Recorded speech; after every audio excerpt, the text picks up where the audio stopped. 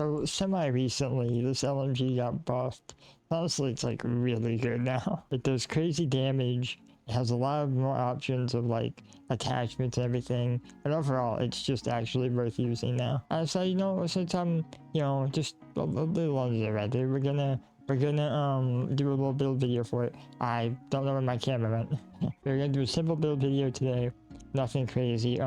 I do want to say that I am using a Fallout world. I'm not going to be like the other people and just lie about it. I'll put the settings on screen now. The photo's a little old. Settings haven't changed whatsoever. As per all my other videos, we're going to start with the guns, then the armor, then the perk cards. Then we're going to just show some examples. Now, this is about as basic gets. We have Furious Rapid Vats optimized. Nothing crazy. For attachments, we have the 308 receiver. All the other ones are pretty good, but overall, this is just the best for VAT builds, and this is a VAT build. So one thing I do want to note is that this is kind of like a perfect case scenario thing. This is if you just casually got the best rolls or you have the best variant of everything. You can obviously skip out on some things, but it will not be as good as it will be in this video. Stubble, I think that's the best for VATs, yeah. Stabilized stock, again. Oh, actually, no, this is just for accuracy. And also some hip fire recoil. Large magazine, this don't matter. I mean, if you like reload speed and use standard, I like large because it gives me more bullet storm stacks. But overall, if you don't have large or you just don't like the reload speed reduction, you can take a slight damage hit and have a faster reload speed. No muzzle because muzzle break is kind of bad, honestly. I mean, it does help with recoil, but range is yeah, I'm not a fan. Another thing I have is a medic's thirst zapper. I mean, it's literally a 1-star. So I have a full, like, kitted out armor. Again, this is where the whole perfect situation comes in, because these all have the legendaries I think are best for this. The only thing I didn't do is I didn't do tier 4, because tier 4 makes everything god tier, and I think it's very unhelpful to just have a video be like, hey, I have a gun where you need pinpointers, but you can just casually obliterate everything, because pinpointers is a bit of an endgame thing. You're not gonna have it instantly. So all these are mutants powered active. Active gives max AP. Powered is just an AP regen. And mutants is just the best full health mod, arguably. I've heard some are better, but overall, I think mutants is just crazy good if you're a full health build. And you're not a ghoul. If you're a ghoul, use Lucid, but I'm not a ghoul, so I'm gonna use mutants. For the armor pieces, I have ultralight build, except the chest piece. I have nothing because I'm broke. There's probably better for these. I just only have ultralight build. I know ultralight build's okay, so I'm using it. Here is the base special stats. I do have exactly 4 cards boosting my strength and stuff. Not strength, but the special stats in general. But these are the base stats. And now these are all the cards. I'm going to take a screenshot right now. We won't go over everything, but we're going to go over the important stuff. But I'm going to do something a little different this time. And I'm going to take out all the cards that you don't need if you have, like, if you don't have the legendary perks. So you don't need bringing the big guns. This is just overkill. It gives a tiny bit extra damage, and if you can have it, it's worth it. But if you need points, you can get rid of it. Downranger is another one. Again, it's just extra damage in a niche scenario. You really don't need this one either. Iron Stomach, it's good, but not good enough. Stabilized, this is just overkill. It's just accuracy.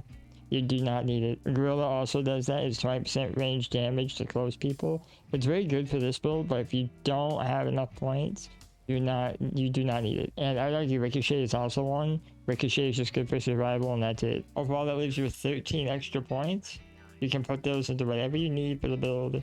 If you want to take a screenshot now, you can.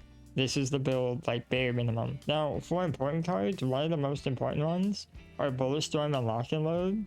These give you about 45% extra damage. Very good. Alongside that, Easy Target, Scatter Shot, and Tormentor. These are very good for just any build that you have that can just decimate limbs. Some builds you don't need this, but overall 90% of them you're gonna use it. Number Crunch is grenade thing. You can kind of skip it on this build, but I wouldn't recommend it because that's about 12% damage. Which ain't horrible, but it's not, you don't need it guaranteed. Thirst Quencher is always good on every VAT build. You get more AP, which balances out with your endurance. Since we have 7, I think it's like, well, I just check it. 41 plus max HP. That's, I mean, not HP, AP. It's pretty good.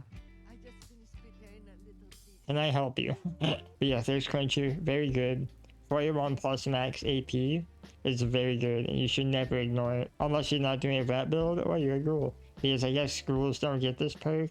It's kind of dumb, honestly. And your eyes are very good because of the gun we're using. This gives you up to 100% extra damage, but it takes a while to scale. To be exact, you get about 0.1 or the 100% every time you shoot an enemy. It does work with other players, hence why it's a charisma card. So if they shoot them, they add on to your bonus. But overall, it's still really good with this gun, solo or not. You know, everything Onslaught. I mean, all these are good. Onslaught's always good.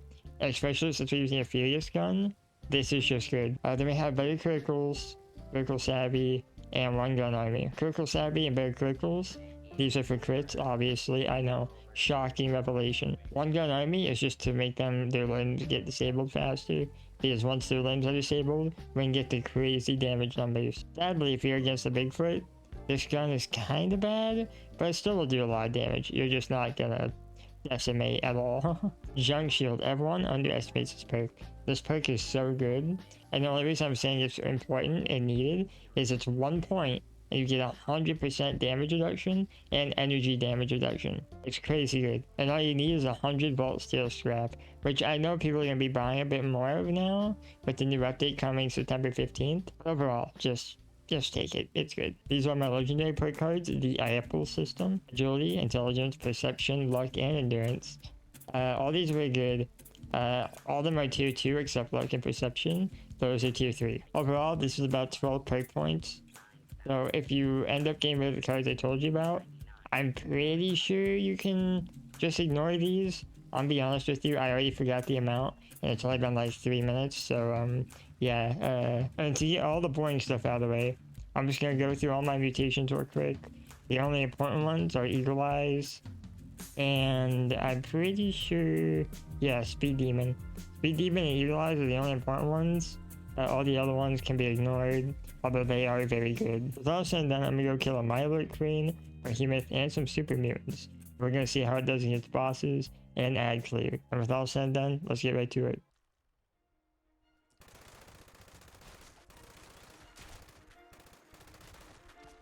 I forgot to talk, but as you see, you know, very easy to kind of just snap on the enemies.